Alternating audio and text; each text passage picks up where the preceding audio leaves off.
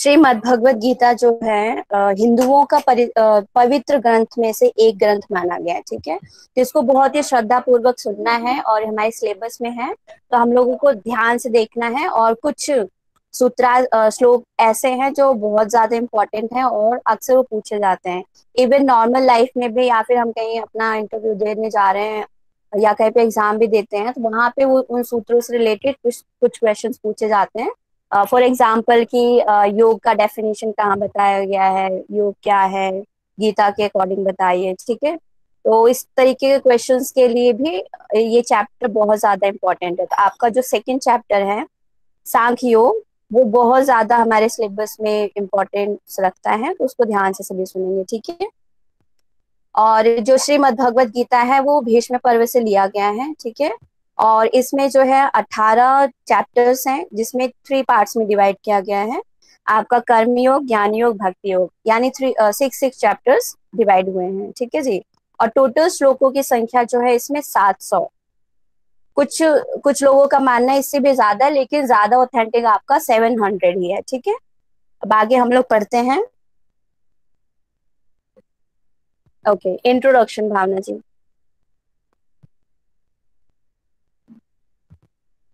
Okay, तो भगवत गीता का सामान्य परिचय आज का जो टॉपिक है।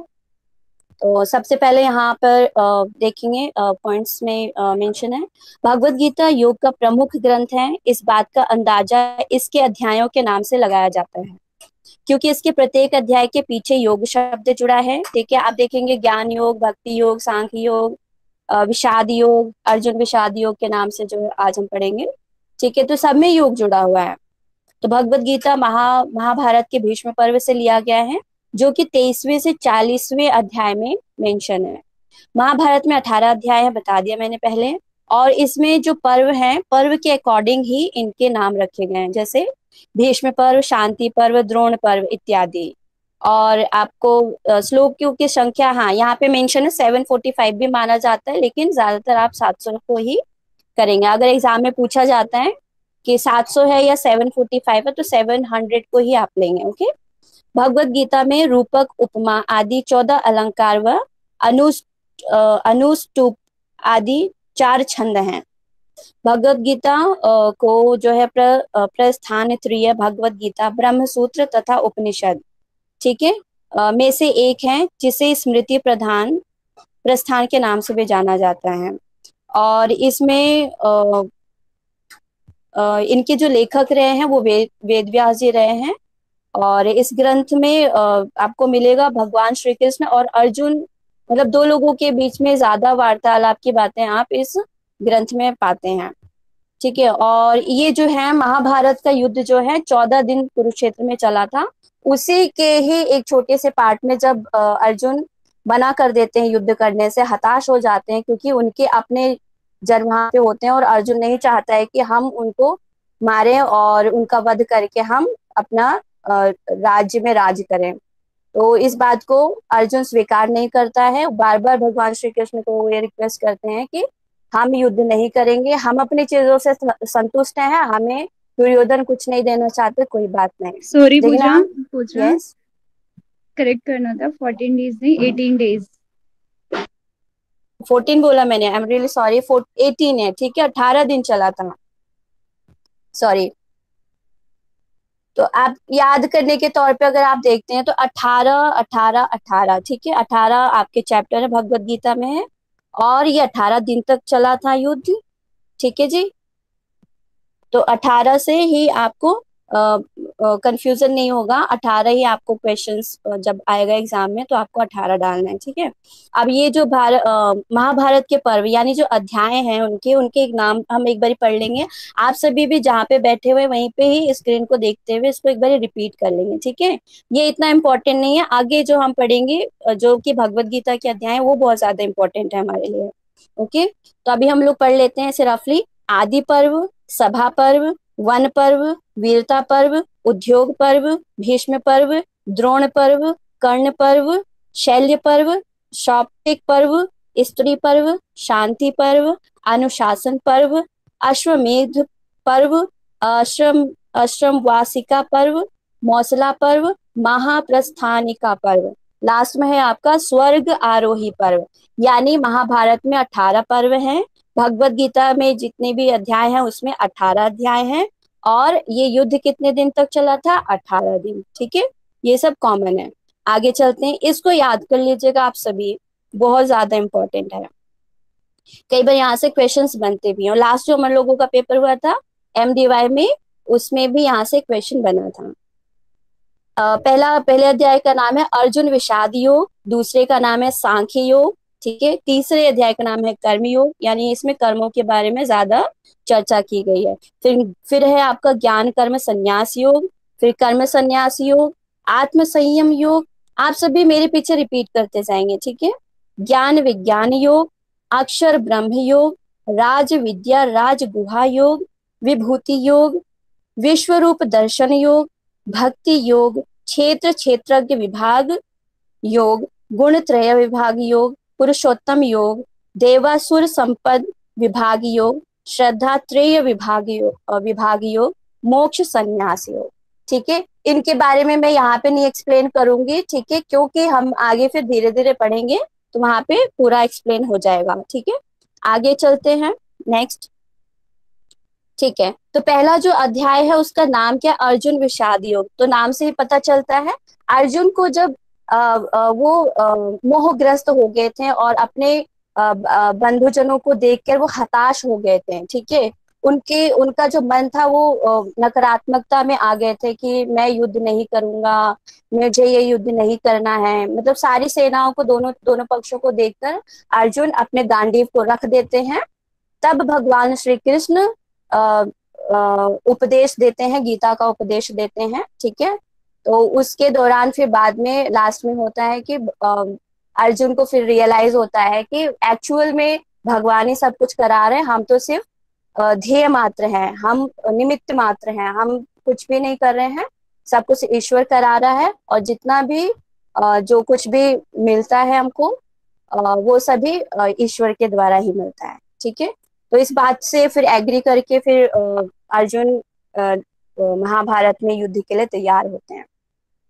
तो इसमें आगे बताते हैं, आपका है महाभारत का युद्ध प्रारंभ होता है। सबसे पहले पूरा महाभारत के बारे में बताते हैं कि किसके यहाँ से कितनी सेनाएं थी, कौन कौन लड़ रहा था, इन सब के बारे में बहुत डिटेल में बताया जाता है। बट हम लोगों के एग्जाम पर्पज से ये वाला चैप्टर बहुत ज्यादा इंपॉर्टेंट नहीं है, ठीक है। इसमें बस हमको इतना ही याद रखना है कि इस अध्याय का नाम क्या है, अर्जुन विषाद योग, ठीक है। आगे करते हैं, भावना जी। हाँ, प्रीवियस में मुझे याद आया, एक बहुत ज्यादा इम्पोर्टेंट क्वेश्चन बनता है आप सभी का कि जब महाभारत शुरू होता है ना युद्ध, तो उसमें सब लोग अपना अपना शंख बजाते हैं, ठीक है। तो उन शंखों के नाम पूछे जा सकते हैं।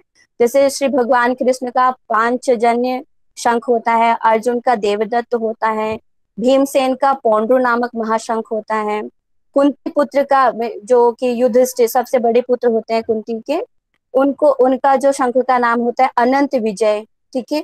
नकुल का होता है सुघोष, सहदेव का मणि पुष्पक शंख। तो ये जो है ये याद कर लीजिएगा शंख। और भी लोगों के बारे में बताएंगे लेकिन वो इतना ज्यादा जरूरी नहीं है। आगे भावना जी। ठीक है, अब हम सेकंड चैप्टर की तरफ आते हैं। ज्यादातर क्वेश्चंस यहाँ से बनते हैं, और हमें अपने इस फील्ड में, योगा के फील्ड में, इस चीज के बारे में हम लोगों को नॉलेज होना चाहिए। और जिसके पास समय है तो प्लीज आप सभी इस श्लोक को भी याद कर लीजिएगा। तो सबसे पहले यहाँ पर है 2/48 में योग के बारे में बताते हैं कि योग क्या है। यहाँ से हम लोग शुरू कर रहे हैं। योगस्थः कुरु कर्माणि संगम त्यक्त्वा धनंजय सिद्ध सिद्धयो समो भूत्वा समत्वम योग उच्यते। अर्थात हे अर्जुन, यहाँ धनंजय धनंजय अर्जुन को बोला गया है, ठीक है। अर्जुन के 10 नाम हैं, किसी को याद है अभी तो मुझे बता सकते हैं अनम्यूट करके। एनीवन?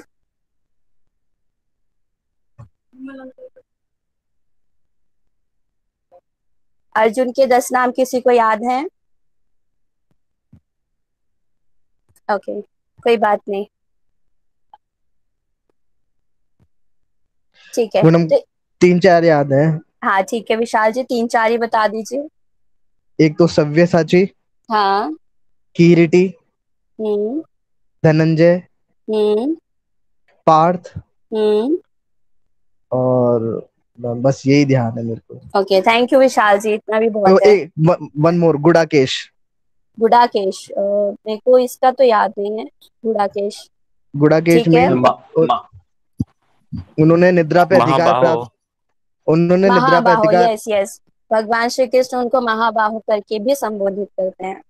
गुड़ाकेश यस। मीन उन्होंने क्या निद्रा पे अधिकार प्राप्त कर लिया था, तो इसलिए उनको गुड़ाकेश बोला गया। और ओके। जब उन्होंने इंद्र की सहायता के लिए काल और खंज जैसे राक्षसों को मारा था, तो उन्होंने सूर्य के समान चमकने वाला उनको मुकुट दिया था, जिससे मुकुट को, उसकी वजह से उनका नाम किरीटी पड़ा। किरीटी, सव्यसाची, ठीक है। क्योंकि अर्जुन दाएं और बाएं हाथ दोनों हाथों से बाण चला लेते थे, इसलिए उनका नाम सव्यसाची पड़ा। जी। तो बहुत अच्छा विशाल जी ने आंसर किया, थैंक यू। और हम सभी को पता चल गया, एटलीस्ट 4-5 नाम भी याद रहेंगे बहुत है। ठीक है। हाँ, तो इसका मीनिंग है श्लोक का, हे अर्जुन, जय पराजय की समस्त आसक्ति का त्याग कर संभाव से अपना कर्म करो। ठीक है, यही योग है। ठीक है, यानी संभाव होकर आपको ये नहीं देखना है अपना किसी भी चीज का फल का चिंता किए बिना अपने कर्म को करो, कि जो आपका कर्तव्य है उसको करते रहो। वही योग है, समत्वम योग उच्यते। नेक्स्ट है आपका श्लोक संख्या नंबर 2/50। बुद्धि युक्तो जहातिह उभे सुकृत दुष्कृते तस्माद् योगा युजस्व योगः कर्मसु कौशलम। अर्थात योगों में कर्मों में कुशलता ही योग है। ठीक है।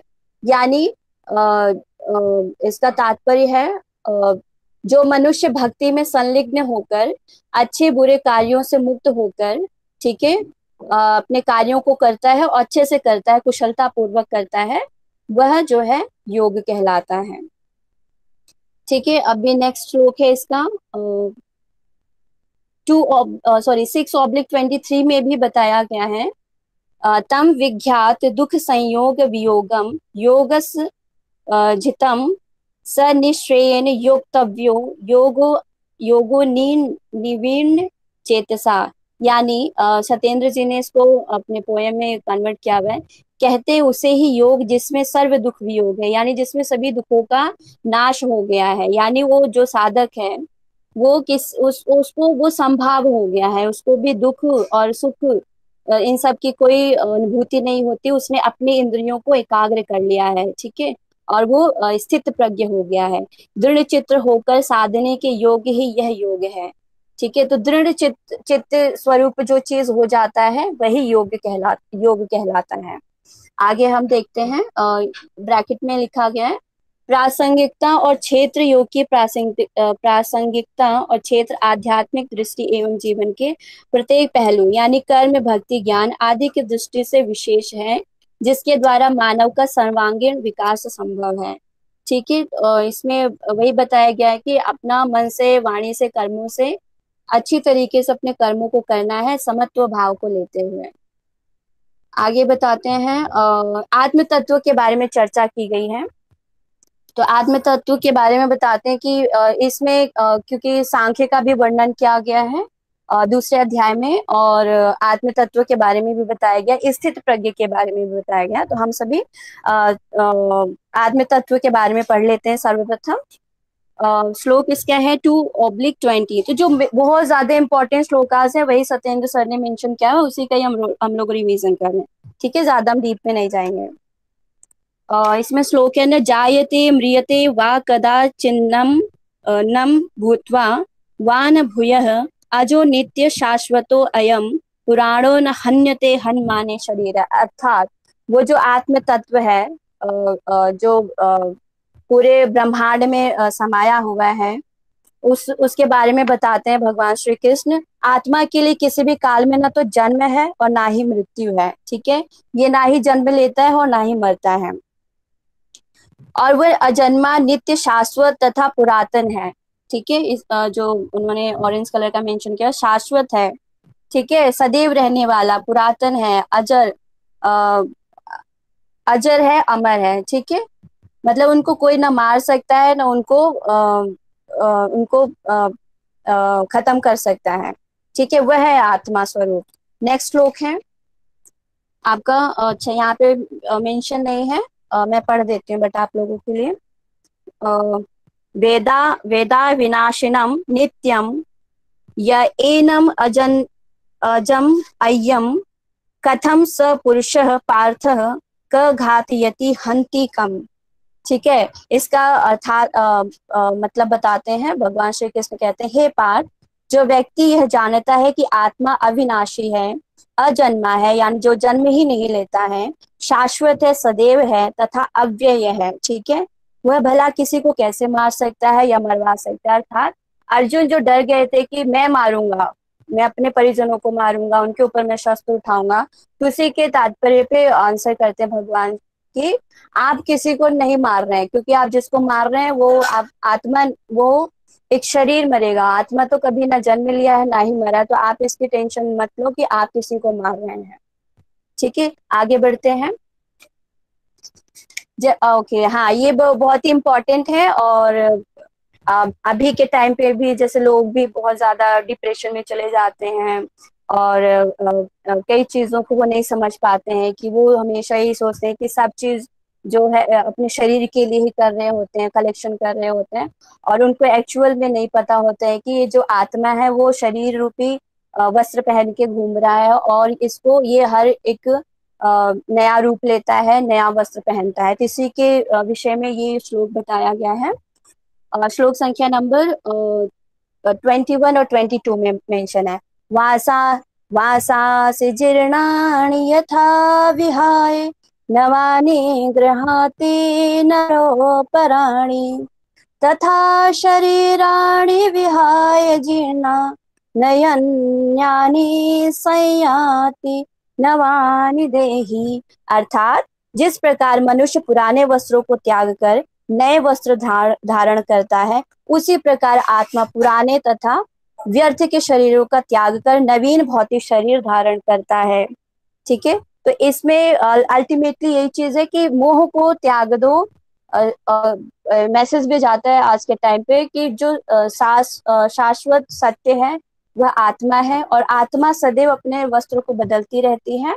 तो कभी भी किसी के जाने पर आने पर बहुत ज्यादा अपने आप को डिमोटिवेट या मोटिवेट नहीं करना चाहिए, समभाव होना चाहिए हम सभी को।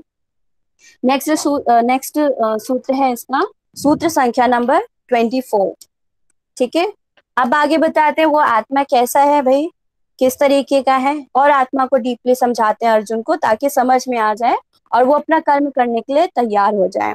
तो बताते हैं, अच्छेद्यो अयम दाहो यम क्लेद्यो शोष्य एव च नित्यः सर्वगतः स्थाणुर चलो अयम सनातनः। अर्थात आत्मा न कटता शस्त्र से है, आग से जलता नहीं, सूखे न आत्मा वायु से, जल से कभी गलता नहीं। अर्थात यह आत्मा अखंडित है, अघुलनशील है। ठीक है, इसको कोई डिवाइड नहीं कर सकता है। पूर्णमदः पूर्णमिदं पूर्णात् पूर्णमुदच्यते पूर्णस्य पूर्णमादाय पूर्णमेवावशिष्यते।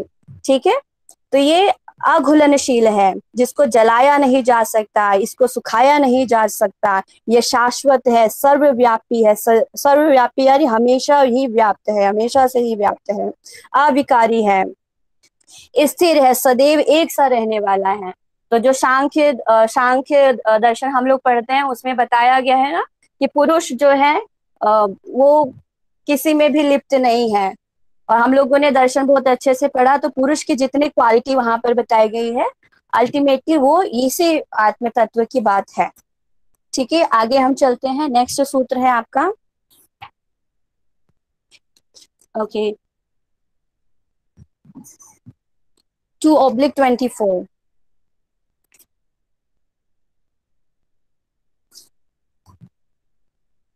ओके, 2/24 यहाँ पे मेंशन नहीं है, और मेरे पास, मुझे श्लोक भी याद नहीं है इसका, सॉरी। एक मिनट आपने 23 का जो है ना, नयनन छिंदती दाहकम शस्त्राणी नयनम द द द पावकम, उसको ही एक्सप्लेन किया, और दोनों का भी मीनिंग एकदम सेम ही है। ओके हाँ ओके, पूजा जी, ठीक है, यही ओके आपने किया था। जी जी। हाँ हाँ दीदी सही है। ओके, ठीक है ठीक है, मैंने आई थिंक मिस कर दिया। हाँ, नैनम छिंदन्ते शस्त्राणी, ठीक है, मतलब उसको छिंदंती मतलब खंड करना होता है, खंड करना होता है, उसको खंडित नहीं कर सकते हम सभी। और उसको दहती यानी जला नहीं सकता, अग्नि जला नहीं सकता। ठीक है, ये हम लोगों ने समझ लिया, बहुत इजी है, आप लोगों को पता है, मुझे पता है। ठीक है, नेक्स्ट हम लोग चलते हैं, 24 भी हम लोगों ने कर लिया है। ओके, 27 पे आते हैं। ओके, इसका भी हम लोगों ने यहाँ पे सूत्र सर ने मेंशन नहीं किया हुआ है। ठीक है, तो 2/27 में बोलते जन्मे हुए मरते, मरे निश्चय जन्म लेते कहीं, ऐसी अल्प जो बात है उसकी उचित चिंता नहीं।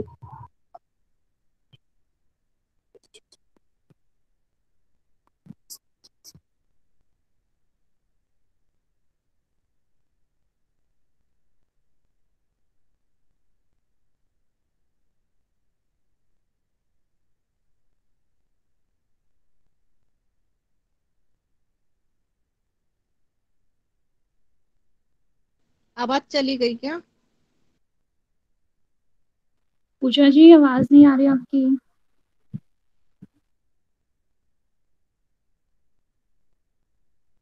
हेलो। हाँ अभी ठीक है, अभी आ रही है। ओके ठीक है, ठीक, आगे मूव करते हैं भावना जी, आगे नेक्स्ट। ओके ठीक है, स्थित प्रज्ञ के बारे में हम लोग अभी से करते हैं कि स्थित प्रज्ञ क्या है। भगवान श्री कृष्ण बताते हैं स्थित प्रज्ञ जो है, सर्वप्रथम तो यहाँ पे अर्जुन पूछते हैं कि जो स्थित प्रज्ञ वाला व्यक्ति है, साधक है, वो किस तरीके का व्यवहार करता है। स्थित प्रज्ञ से का भाषा समाधि स्थस्य केशव स्थिति किम प्रभाषेत किमासीत व्रजेत किम 2/54। यानी केशव किसे दृढ़ प्रजाजन अथवा समाधिस्थ कहें, स्थिर बुद्धि कैसे बोलते हैं, कैसे बैठते हैं, कैसे चलते हैं, ये बताइए। ठीक है, वो स्थिर प्रज्ञ के बारे में जानने का जिज्ञासु होते हैं अर्जुन, तो उसके बारे में नेक्स्ट सूत्र में बताते हैं भगवान श्री कृष्ण।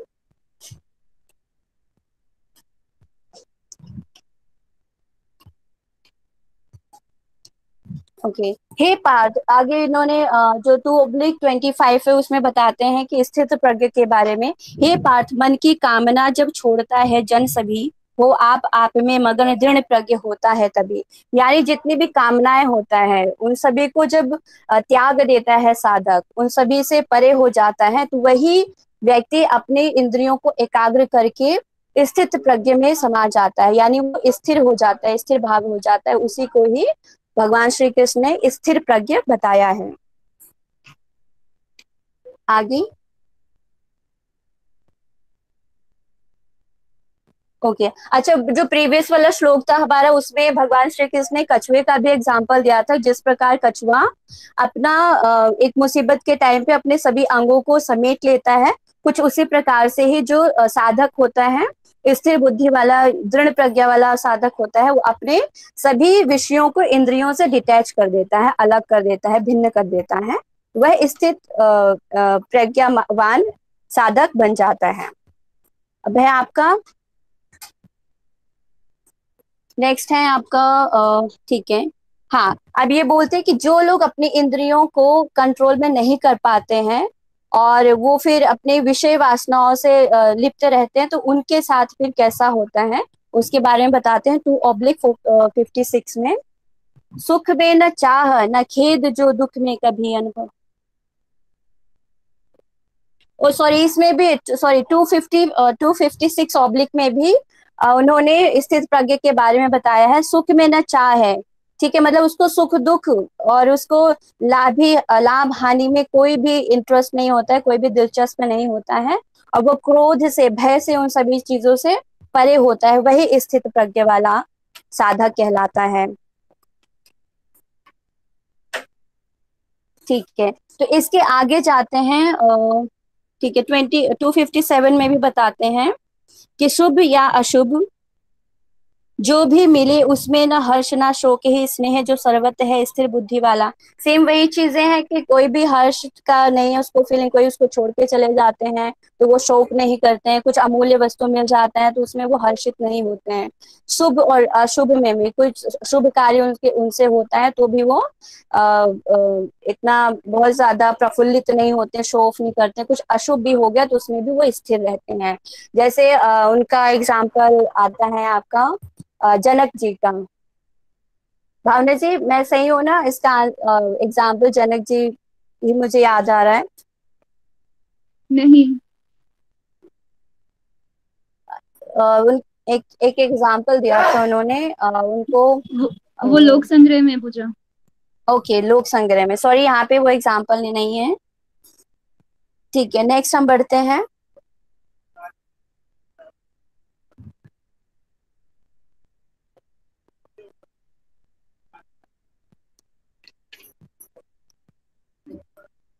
ओके ओके ठीक है, ये आपका 2/58 में बताते हैं कि योगी किस प्रकार से स्थित होता है। अच्छा, जो कछुए का एग्जाम्पल मैंने वो दिया था वहां पे यहाँ पे भगवान श्री कृष्ण ने मेंशन कर रखा है आपका 2/58 में। यदा संहरते चायम कुर्मो अंगानीव सर्वश इंद्रियाणि इंद्रिया थेभ्यस्थस्य प्रज्ञा प्रतिष्ठा।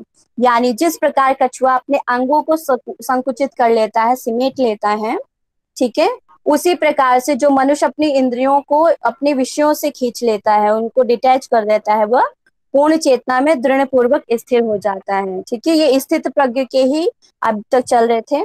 आगे बढ़ते हैं। ओके, 2/62 में बताया गया है। इसके पहले वाला भी आपका श्लोक बहुत ज्यादा इंपॉर्टेंट है, सर ने शायद मेंशन नहीं किया इन्होंने। वो स्थिर बुद्धि का एक और भगवान श्री कृष्ण वर्णन करते हैं। तानी सर्वाणी, यहाँ मेंशन नहीं है। तानी सर्वाणी संयम्य युक्त आसीत मत्परः वशे हि यस्येन्द्रियाणि तस्य प्रज्ञा प्रतिष्ठा। अर्थात जो इंद्रियों को पूर्णतः वश में रखते हुए इंद्रिय संयमन करते हैं और अपनी चेतना को मुझ में स्थिर कर देता है, वह मनुष्य स्थिर बुद्धि वाला कहलाता है। ठीक है, यानी अपने इंद्रियों को तो हमने कंट्रोल में कर लिया, एक्सट्रोवर्ट से इंट्रोवर्ट हम हो गए, लेकिन इस पे भी भगवान को जो सबको समर्पित कर देता है, भगवान को सरेंडर कर देता है, वह स्थिर बुद्धि वाला कहलाता है। Surrender to divine. ठीक है, मतलब अपने आप को पूरी तरीके से। और भगवान श्री कृष्ण अर्जुन को भी ये चीज समझाते हैं कि सब कुछ मेरे को समर्पित करके तू बस अपना कर्म कर। तो 6/62 में बताते हैं, और सॉरी 2/60 चैप्टर 62 में बताते हैं। और इसका जो है आपका श्लोक। ओके हाँ, जब आपकी इंद्रियां कंट्रोल में नहीं होती हैं तब क्या होता है? ठीक है, यानी जब हम अपने मन के अनुसार मूव करना शुरू कर देते हैं तो उसके लिए भगवान ने बताया कि किस तरीके से हमारी बुद्धि भ्रष्ट हो जाती है। उसका ये सीक्वेंस भी हो, याद भी रखना है सभी को। क्रोधा भवति सम्मोह, सम्मोहात स्मृति विभ्रमः, स्मृति भ्रमशाद बुद्धिनाशो, बुद्धिनाशात प्रणश्यति। अर्थात क्रोध से मोह उत्पन्न होता है। मोह से आपका जो स्मरण शक्ति है वो उसका नाश होता है। जब स्मरण शक्ति भ्रमित हो जाती है तो बुद्धि भी नष्ट हो जाती है। पूजा, एक ऊपर श्लोक रह गया, उसको देखो एक बार। तो ध्यायति विषय वाला। ओके, 2/62 मैंने नहीं आपको पढ़ाया। ठीक है, जो चिंतन विषय का संग विषयों में बढ़ता है तभी फिर संग से होना कामना हो, कामना से क्रोध भी। अर्थात जो हमारी इंद्रिय है, इंद्रिय विषयों का चिंतन करते हुए मनुष्य जो है वो उसमें आसक्ति उत्पन्न हो जाती है। ठीक है, और उस आसक्ति से काम उत्पन्न होता है और फिर काम से क्रोध प्रकट होता है। ठीक है, इसका जो मैंने अगला वाला बताया वो अब आएगा अगला। ठीक है, तो आपका जब क्रोध उत्पन्न होता है, क्रोध के बाद का सीक्वेंस भगवान बताते हैं।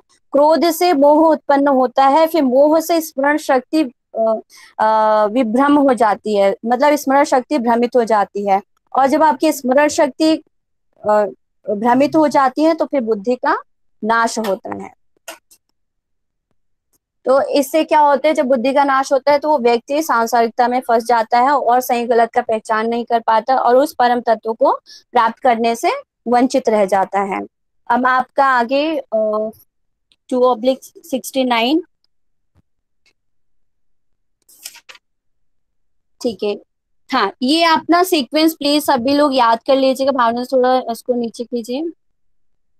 हाँ, तो हम लोगों ने दो में पढ़ा 62 एंड 63 में विषय का चिंतन। तो सबसे पहले हम क्या करते हैं, किसी चीज का चिंतन हम जब करते हैं तो उससे क्या होता है, उसमें हमारी आसक्ति बढ़ जाती है, ठीक है, उससे हम अटैच हो जाते हैं, फिर उससे हमारा एक्सपेक्टेशन बढ़ना शुरू हो जाता है और वो जब पूरा नहीं होता है तो उस चीज से क्या होता है, क्रोध की उत्पत्ति होती है। फिर क्रोध के बाद आपका जो है मोह मोह का कारण बनता है, ठीक है। तो ये सीक्वेंस आप सभी को याद रखना है, एग्जाम में पूछ सकते हैं। उधर ये आगे क्वेश्चन आपका, आया हुआ है पेपर में। मैं ओके, बताऊं? ये आया हुआ हाँ भी है, जी, ये सीक्वेंस आया हुआ भी है पेपर के अंदर। ठीक है। मैं तो ये बताऊं अपना सीक्वेंस? एक मिनट। हम ये इसमें क्या है, श्लोक में आसक्ति से कामना, कामना से हम्म, क्रोध, क्रोध से सम्मोह, और सम्मोह से स्मृति भ्रष्ट, स्मृति भ्रष्ट से बुद्धि का नाश। ऐसा है सीक्वेंस। जी। हाँ, जयश्री ने जो सीक्वेंस बताया वो सही है, ठीक है। ठीक है, मैं लिख के भेजती हूँ। Okay okay, thank you. Okay, next 2/69 में हम बताया गया है। हाँ, इसमें जो ज्ञानी जन है वो कब जागते हैं, और जो संसारिकता में फंसे हुए अज्ञानी लोग वो लोग कब सोते हैं, और मतलब ज्ञानियों को और अज्ञानियों के बारे में बताया गया है कि या निशा सर्वभूतानां तस्याम जागृति संयमी, यस्याम जागृति भूतानि सा निशा पश्यतो मुनिः। अर्थात जो सब जीव, मतलब जब सारे जीव सो रहे होते हैं तो उसी टाइम क्या होता है, ज्ञानी लोग जो होते हैं वो अपना कार्य कर रहे होते हैं, वो जग रहे होते हैं, ठीक है। तो यहाँ पे इसका मतलब ये नहीं कि दिन और रात, मतलब रात को जब पूरे सब लोग सो रहे होते हैं तो जो ज्ञानी जन होते हैं रात को बैठ के तपस्या कर रहे होते हैं, ये कुछ उस तरीके का जागना और सोना नहीं है।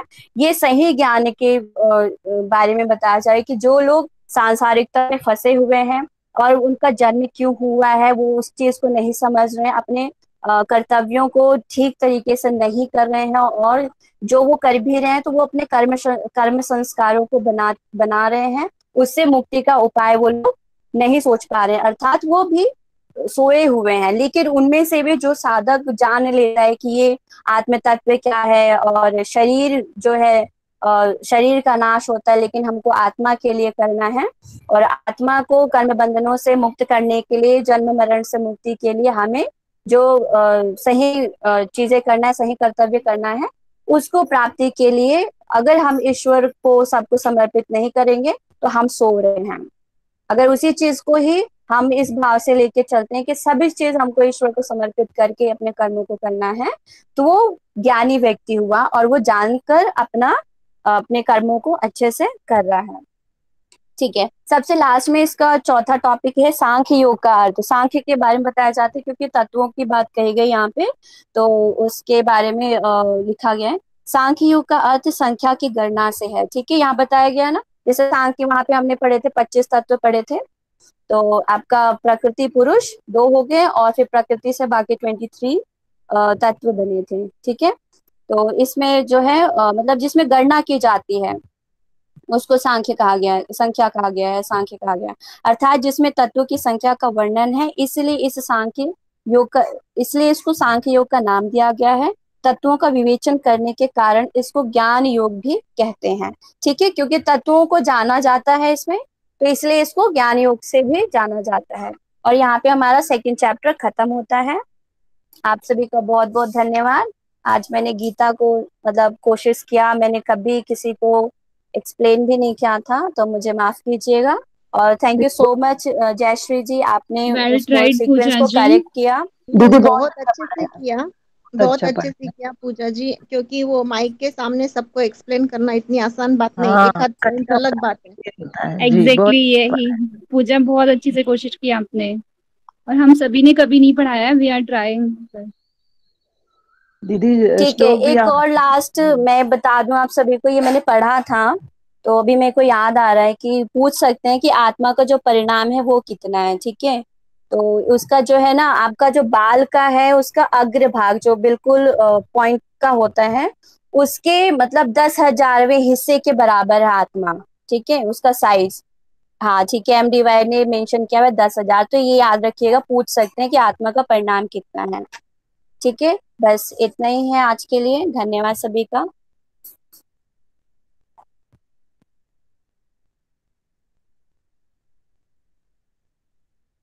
स्क्रीन दिख रहा है मुझे, थैंक यू।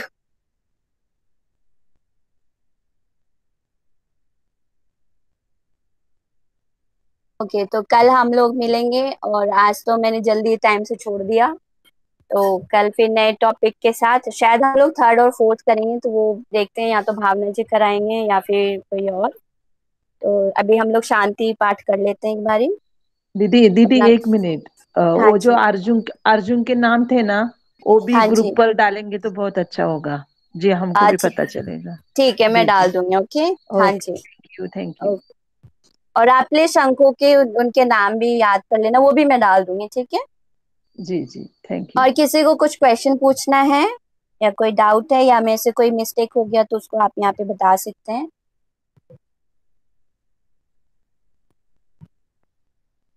नो, ठीक है, तो हम लोग प्रार्थना कर लेते हैं, ठीक है। सभी स्वस्थ रहें उसकी कामना करते हैं ईश्वर से। ओम पूर्णमदः पूर्णमिदं पूर्णात् पूर्णमुदच्यते पूर्णस्य पूर्णमादाय पूर्णमेवावशिष्यते। ॐ सर्वे भवन्तु सुखिनः, सर्वे सन्तु निरामयाः, सर्वे भद्राणि पश्यन्तु, मा कश्चित् दुःखभाग् भवेत्। ॐ शान्तिः शान्तिः शान्तिः। सभी प्रसन्न रहें, व्यस्त रहें, मस्त रहें, स्वस्थ रहें, यही भगवान श्री कृष्ण से प्रार्थना करती हूँ। सभी का बहुत बहुत थैंक धन्यवाद। You Puja ma'am. Thank you Bhavna ji. Thank you Puja madam ji, thank you so much. Thank you.